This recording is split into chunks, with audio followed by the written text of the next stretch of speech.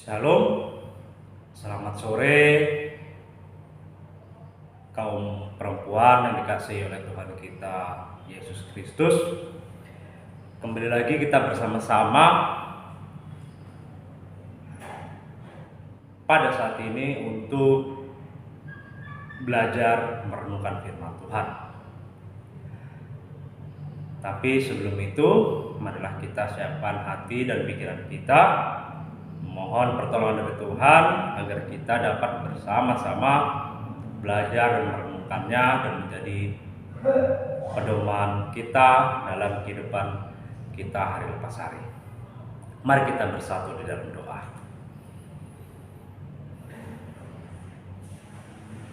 Kembali ya Bapa, kami datang ke hadirat-Mu yang kudus.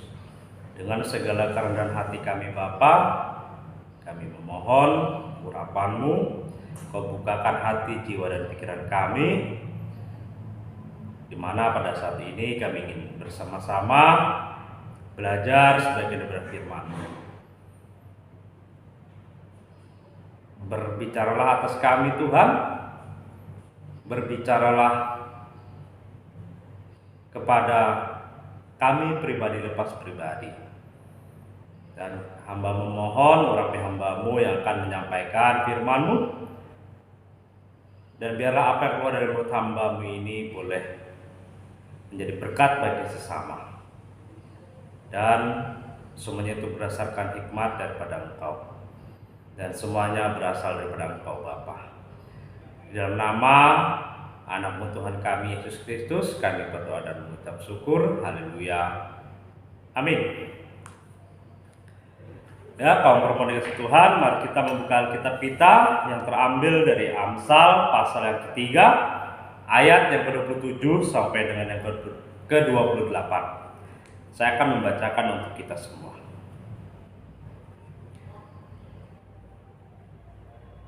Janganlah menahan kebaikan daripada orang-orang yang berhak menerimanya, padahal engkau mampu melakukannya.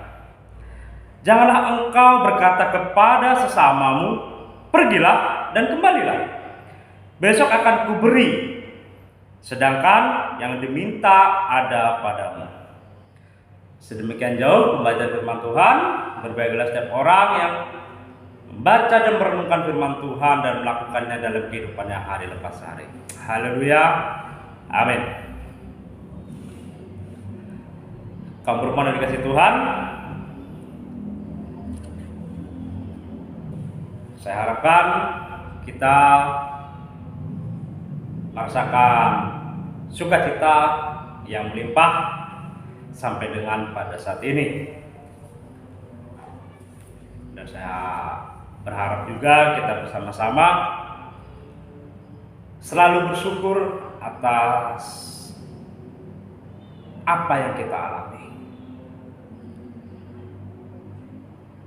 Pada saat ini kita membaca kitab Amsal, yang dimana kitab Amsal kita katakan adalah kitab hikmat dari Raja Salomo. Kita akan bersama-sama belajar dari Raja Salomo, di mana Raja Salomo mengajarkan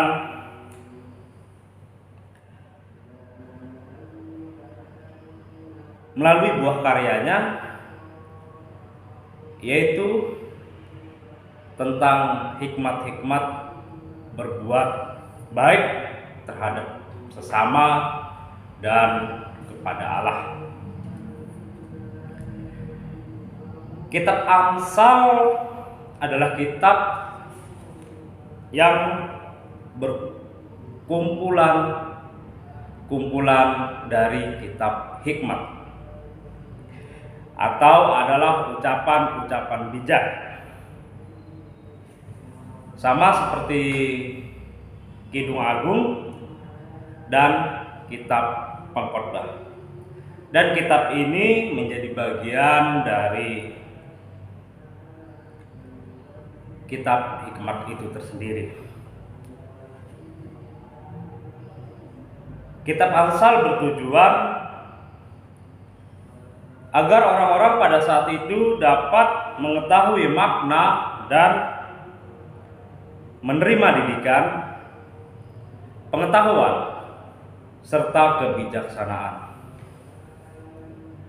Jadi, di mana kitab Amsal itu sendiri dibuat oleh Raja Salomo untuk mengajarkan kepada bangsa Israel pada saat itu untuk memberikan hikmat pengajaran agar selalu berbuat baik kepada sesama dan terlebih lagi kepada Allah. Dan bagaimana cara kita mendapatkan hikmat tersebut?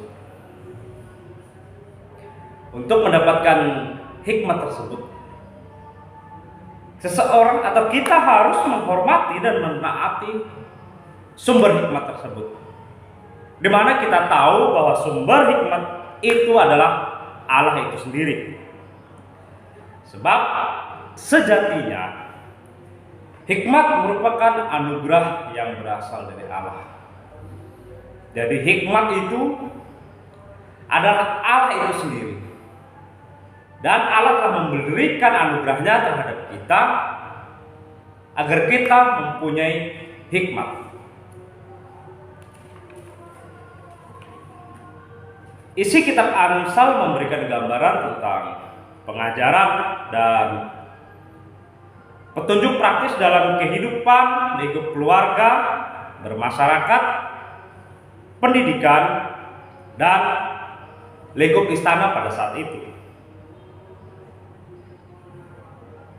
Sederhana dan singkatnya, kitab Amsal menjadi panduan bagi seseorang untuk memperoleh dan menggunakan hikmat dan kebijaksanaan tersebut.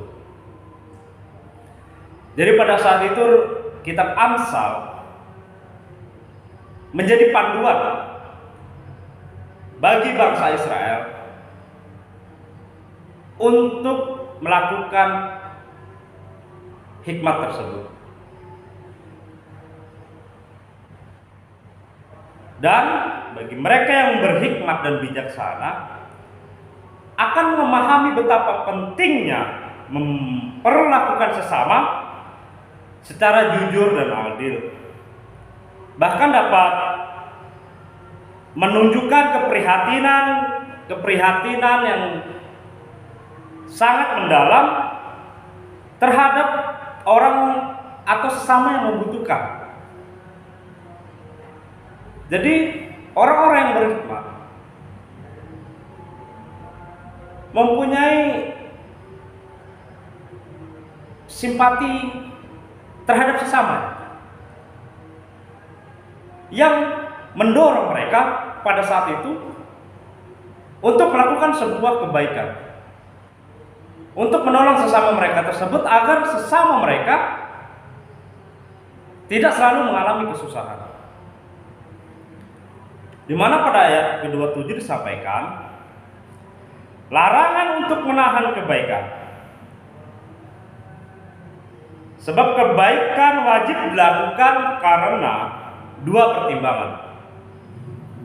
Yang pertama, karena kita mampu melakukan kebaikan itu. Yang kedua, karena orang yang akan dibantu memang berhak menerima kebaikan daripada kita. Pertanyaannya, kebaikan seperti apakah itu?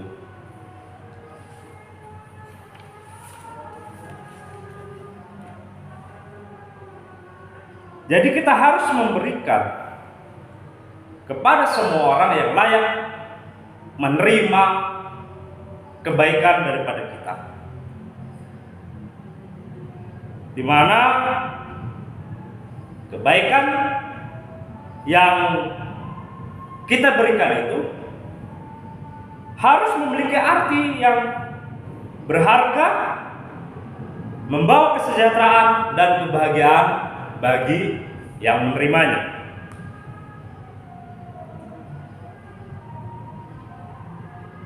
Jadi baik karena alasan keadilan maupun untuk berbuat baik, hendaknya kita tidak menunda-nunda untuk melakukannya.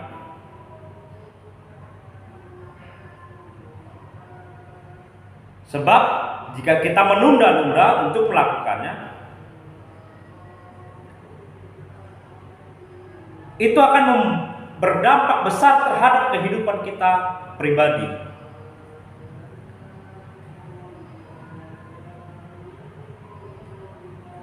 Jika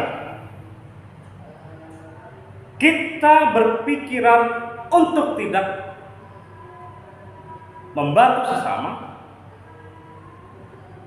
itu adalah suatu kesalahan yang sangat besar.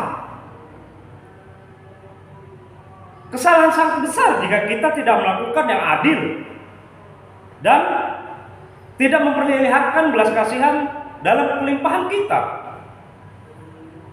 Dan ini akan menjadi duka yang sangat mendalam, duka yang sangat besar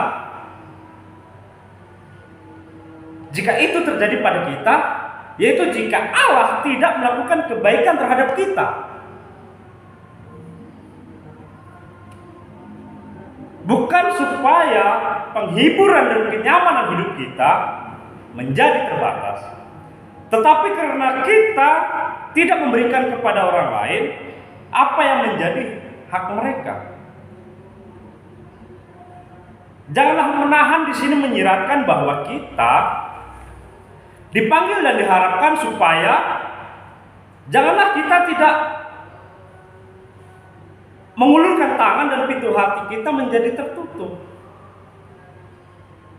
Kita tidak boleh menghalangi seseorang atau sesama kita untuk melakukan sebuah kebaikan. Apalagi menahan diri kita atau menahan orang lain untuk berbuat baik terhadap sesama kita yang lain.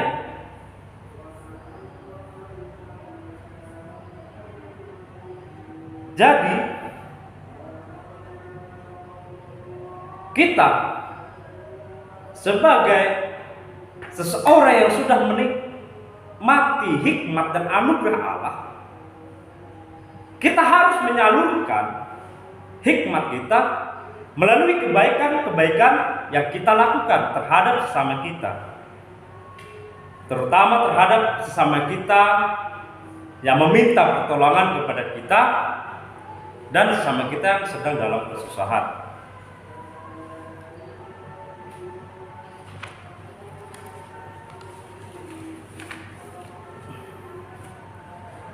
Jadi kita pasal memberikan keterangan dan kejelasan bahwa baik adalah tindakan yang membawa kesejahteraan dan kebahagiaan bagi orang lain. Dan itulah yang menjadi standar daripada kitab Amsal tersebut, yaitu membawa kesejahteraan dan kebahagiaan bagi orang lain. Menurut penafsir John Wycliffe pada ayat yang ke-27 memperlihatkan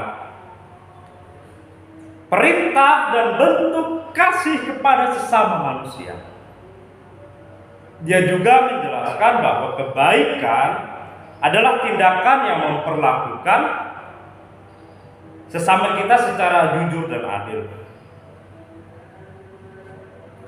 di mana pemaknaan ini diambil dari kehidupan tuan dan pekerjanya, di mana seorang tuan wajib membayar upah kerjanya harus pada tepat waktu.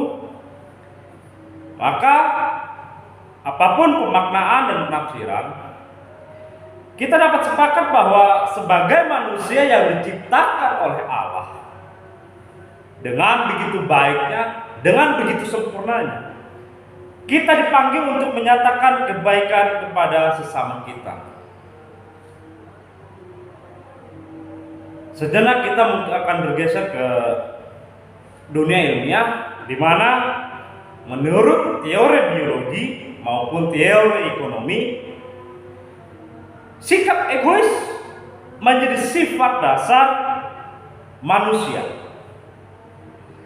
Dan oleh sebab itu tidak heran ketika manusia dapat memiliki sifat yang pelit. Akan tetapi dalam perkembangan zaman, ada seorang ahli ilmuwan berasal dari Universitas California Santa Barbara melakukan sebuah penelitian, melakukan sebuah riset melalui simulasi, dan simulasi yang dirancang untuk menguji apakah terjadi evolusi yang membuat sifat manusia muncul atau hanya berbuat baik karena suatu imbalan.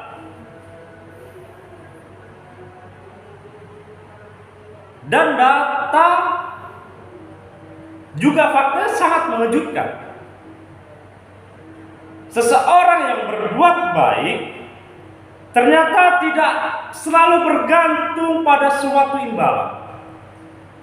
Sifat dan sikap tersebut muncul secara alami, merupakan hasil dari evolusi kerjasama manusia.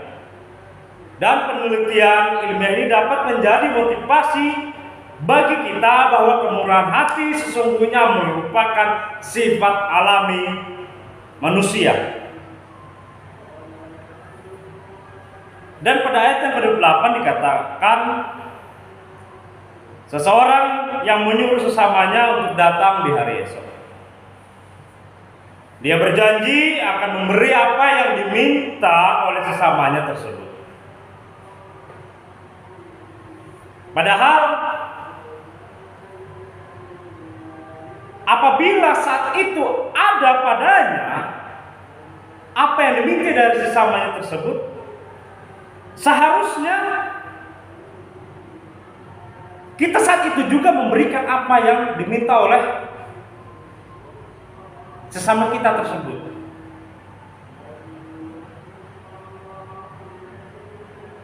Dan dalam konteks ini, Matthew Henry mengatakan alasan mengapa orang tidak boleh menunda kebaikan. Yang pertama, kita tidak tahu apakah hari esok kita masih hidup atau tidak. Dan yang kedua, kita tidak tahu apakah besok itu masih ada pada kita apa yang diminta oleh sesama kita tersebut. Tentu saja jika salah satunya itu terjadi, maka kita sudah mengingkari janji kepada sesama kita. Padahal dia sudah sangat mengharapkan bahwa dia menerimanya. Sederhananya, jangan kita menunda kebaikan deh. Kita harus memberikan apa yang diminta oleh sesama kita.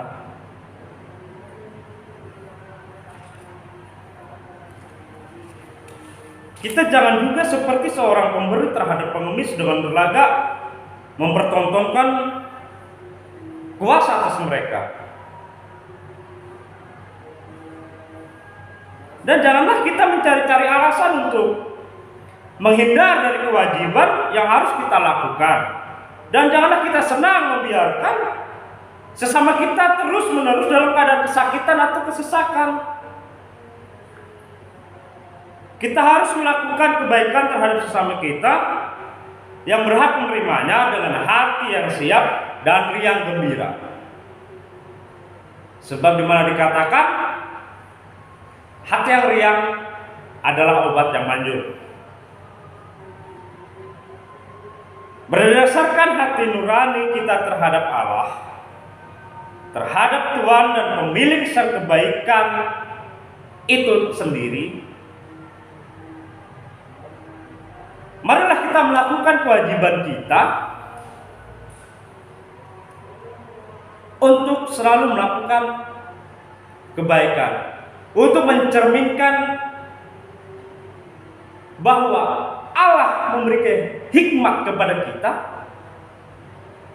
sudah memberikan anugerahnya kepada kita.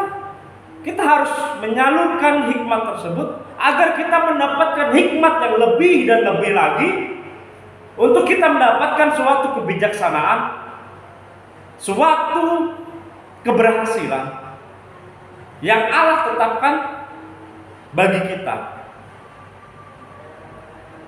Mungkin sampai pada akhir penjelasan ini, mungkin kita bertanya, pesan apakah yang kita petik pada saat ini?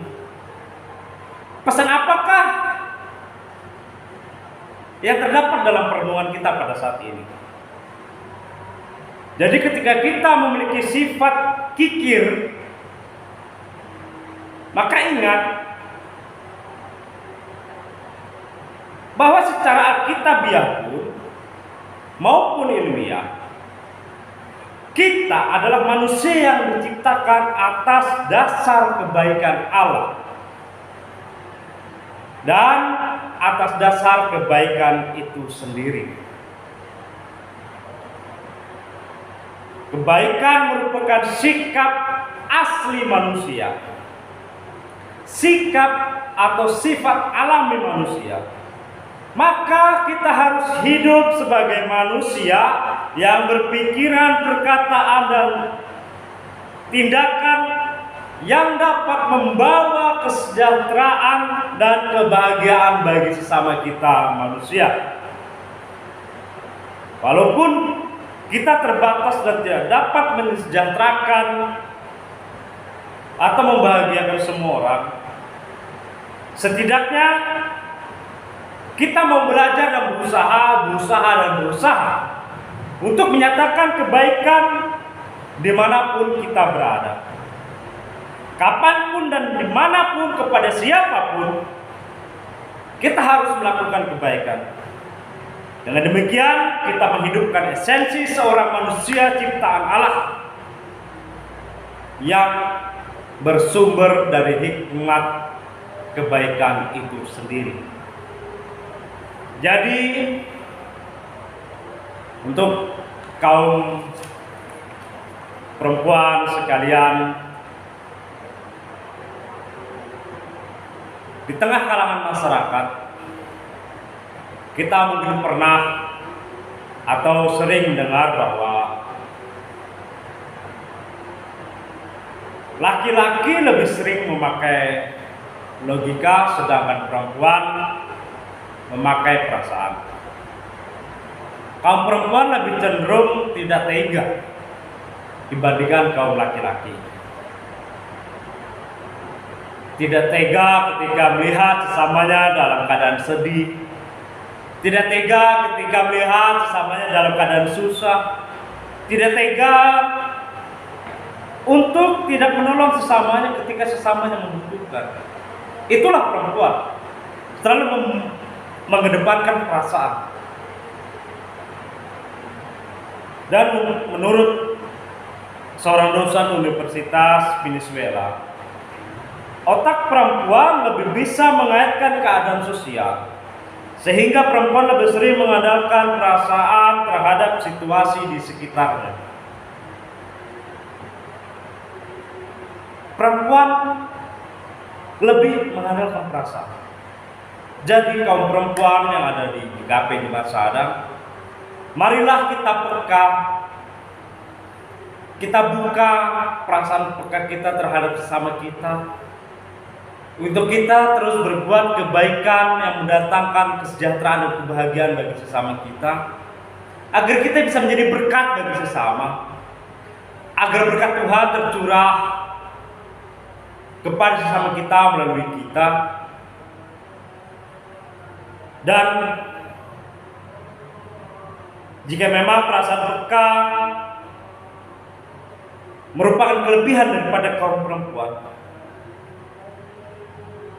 maka mari wujud nyatakan kebaikan itu dimanapun kaum perempuan GKP Jemaat Sadang berada. munculkan, tumbuhkan kepekaan perasaan kita untuk selalu membantu sesama kita, untuk selalu berbuat kebaikan demi kebaikan,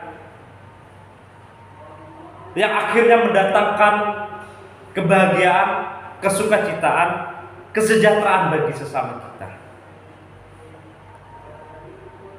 Selamat merendah kebaikan-kebaikan yang akan kita lakukan terhadap sesama kita, agar kasih kemuliaan Allah melalui hikmat dan anugerahnya kepada kita bisa kita nyatakan kepada sesama kita. Tuhan Yesus memberkati. Amin. Kaum perempuan yang dikasihi Tuhan, mungkin tibalah saatnya bagi kita untuk berdoa syafaat yang nanti akan diakhiri oleh doa keberkahan. Mari kita bersatu di dalam doa. Allah Bapa yang bertata di kerajaan sorga, terima kasih atas firman yang Kau taburkan bagi kami pada saat ini, di mana kami harus berbuat kebaikan terhadap sesama kami yang membutuhkan. Bapa, mampukan kami untuk selalu kami berbuat kebaikan terhadap sesama kami, yaitu kebaikan yang mendatangkan kebahagiaan dan kesejahteraan bagi sesama kami. Dan Bapa, Engkau berkati kami selaku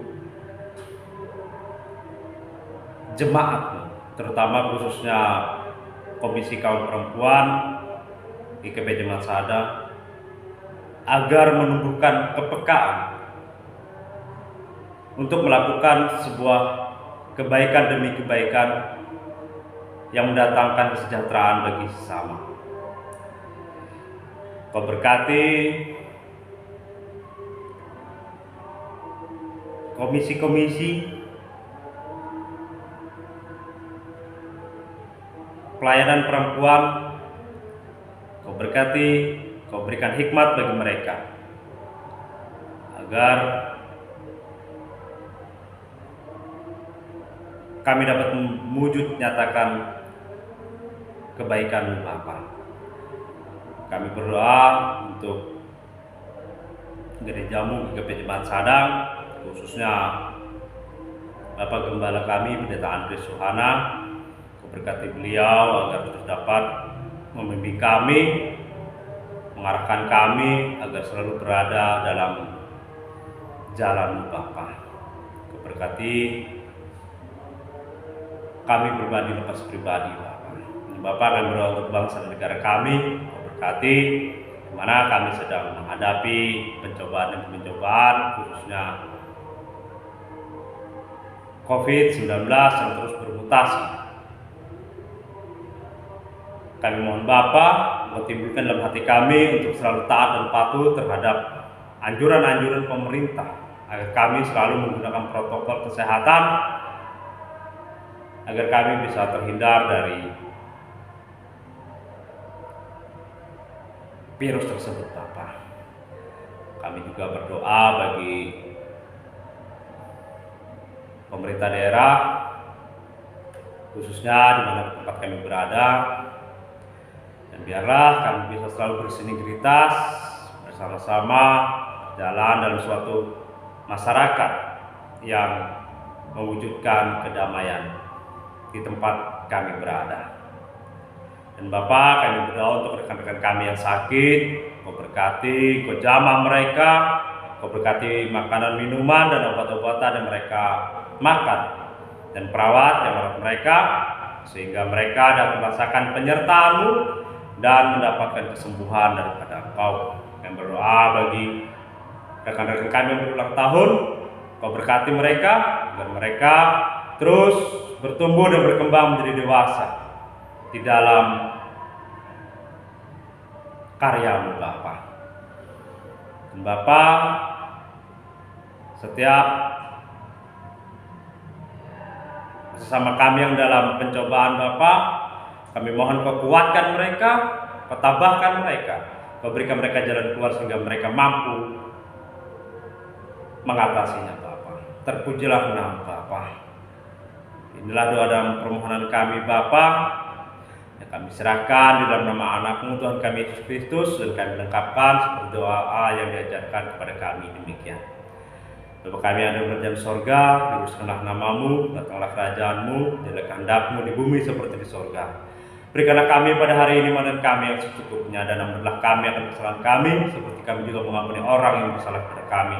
Dan janganlah membawa kami ke dalam pencobaan, tetapi lepaskanlah kami daripada yang jahat, karena Engkau-lah yang mempunyai kerajaan, dan kuasa, dan kemuliaan sampai selama-lamanya. Amin. Demikian kaum perempuan yang dikasihi Tuhan, kita sudah belajar bersama-sama mengenai isi firman Tuhan. Marilah kita lakukan firman Tuhan dalam kehidupan kita, sehingga kita menjadi berkat bagi sesama kita, dan kita boleh menjadi garam dan terang dimanapun kita berada, membawa kesukacitaan, membawa kesejahteraan bagi sesama kita.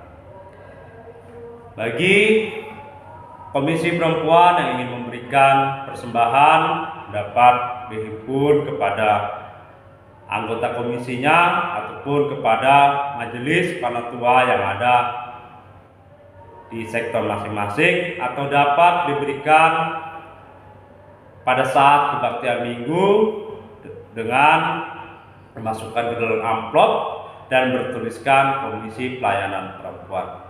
Demikian, terima kasih. Tuhan Yesus memberkati. Amin.